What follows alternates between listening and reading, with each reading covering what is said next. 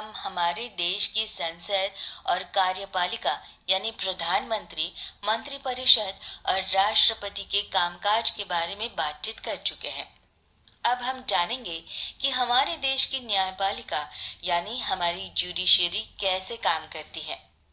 हमने पहले भी बताया था कि संसद जहां कानून बनाने का काम करती है, वही न्यायपालिका का काम उस कानून को लागू करवाना होता है।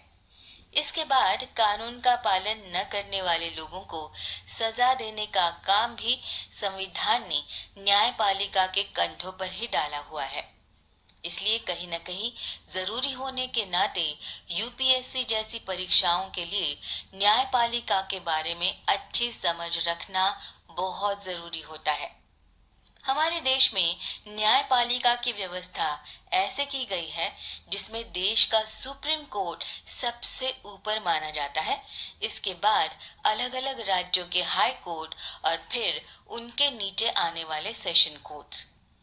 इसे यूनिफाइड जुडिशियल सिस्टम भी कहा जाता है, यानी हमारे देश में केंद्र और राज्य के लिए अलग अलग न्याय व्यवस्था नहीं है, बल्कि राज्य की न्याय व्यवस्था भी पूरे भारत की न्याय व्यवस्था का भी एक हिस्सा है। इसी वजह से सुप्रीम कोर्ट द्वारा दिया गया कोई भी आदेश इस देश के किसी भी दूसरे कोर्ट पर भी लागू होता है। अब सवाल ये उठता है कि सुप्रीम कोर्ट में न्याय करने वाले जज को वहां किस तरह से अपॉइंट या नियुक्त किया जाता है।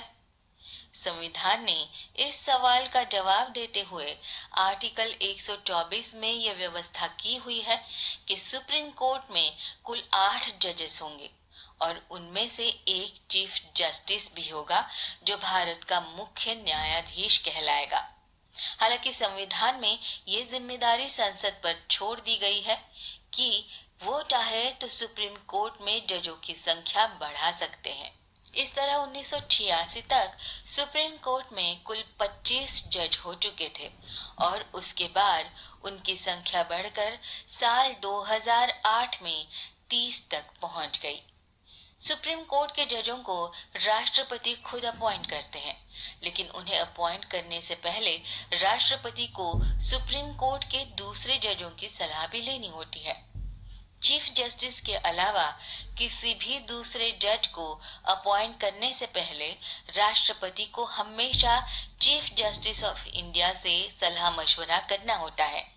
लेकिन भारतीय संविधान के अनुसार राष्ट्रपति की जिम्मेदारी सिर्फ इतनी ही होती है कि वो सुप्रीम कोर्ट के चीफ जस्टिस से चर्चा करने के बाद जजों की नियुक्ति करेंगे।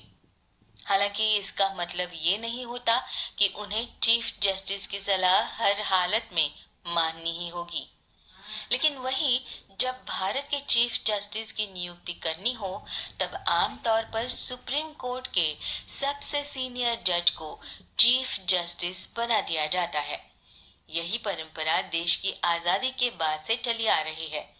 लेकिन बीच में 1970 के दशक में जब देश में इमरजेंसी यानी आपातकाल लगाया गया था, तब एक बार सीनियर जजों को नजरअंदाज करते हुए एक जूनियर जज को चीफ जस्टिस बना दिया गया था।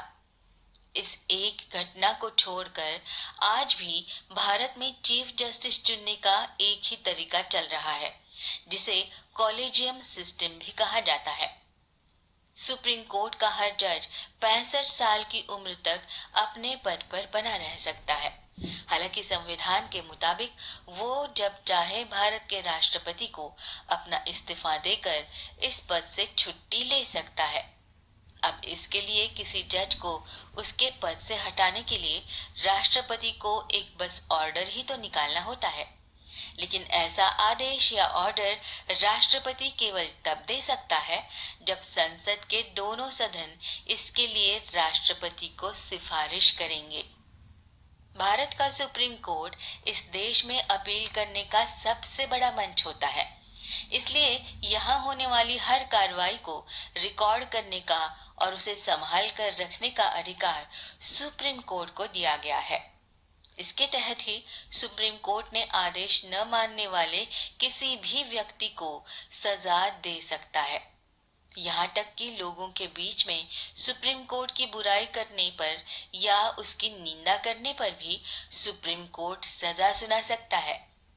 हालांकि सही भावना से की गई आलोचना पर ऐसी कोई कार्रवाई नहीं की जाती। आमतौर पर सुप्रीम कोर्ट के पास ये शक्ति होती है कि वो कुछ मामलों में बिना किसी अपील के भी सामने से खुद सुनवाई करने की पहल कर सकता है।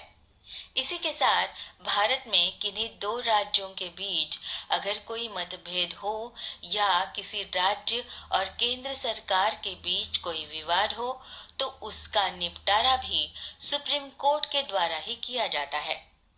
सुप्रीम कोर्ट भारत के संविधान द्वारा दिए गए मौलिक अधिकारों यानी फंडामेंटल राइट्स का भी रखवाला होता है।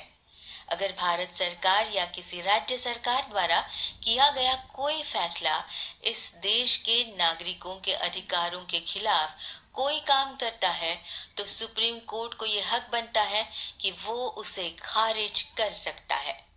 यहाँ तक कि फंडामेंटल राइट्स के मामले में इस देश का कोई भी नागरिक सीधे सीधे सुप्रीम कोर्ट जाकर भी अपील कर सकता है, वरना किसी और मामले में अपील करने के लिए पहले छोटे स्तर के कोर्ट से शुरुआत करनी होती है और सुप्रीम कोर्ट तक अंत में पहुंचा जाता है। एक सबसे खास शक्ति भारत के सुप्रीम कोर्ट के पास ये भी होती है कि भारत की सरकार जब भी कोई कानून बनाती है तो अगर वो कानून संविधान के मूल ढांचे के खिलाफ काम करता है या उसके मूल ढांचे को बदलने का काम करता है तो सुप्रीम कोर्ट ऐसे किसी भी कानून को असंवैधानिक बताकर खारिज कर सकती है। इस शक्ति को जुडिशियल रिव्यू कहा जाता है। साल 1972 में केशवानंद भारती केस में सुप्रीम कोर्ट ने यह फैसला सुनाया था कि हमारे संविधान का कुछ हिस्सा उसका असली ढांचा है जिसमें कोई भी सरकार बदलाव नहीं कर सकती और अगर ऐसा करने की कोशिश हुई तो सुप्रीम कोर्ट ऐसे किसी भी कानून को असंवैधानिक घोषित कर सकता है। इतनी सारी शक्तियां होने की वजह से सुप्रीम कोर्ट अपने आप में एक बहुत खास संस्था बन जाती है और कोई भी सरकार इसको प्रभावित करने की कोशिश कर सकती है। इस खतरे को पहले ही समझते हुए हमारे देश के संविधान निर्माताओं ने ऐसी व्यवस्था कर दी थी कि देश का सुप्रीम कोर्ट भारत सरकार से पूरी तरह अलग रहकर काम कर सके।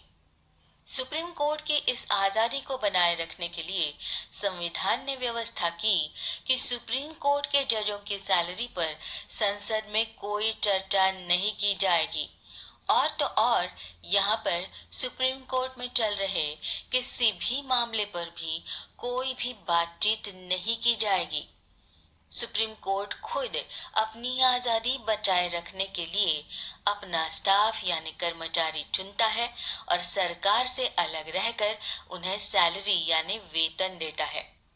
इसी तरह सुप्रीम कोर्ट का आदेश न मानने पर सजा देने का प्रावधान भी इसीलिए रखा गया है जिससे सुप्रीम कोर्ट सरकार के ऊपर रहकर काम कर सके।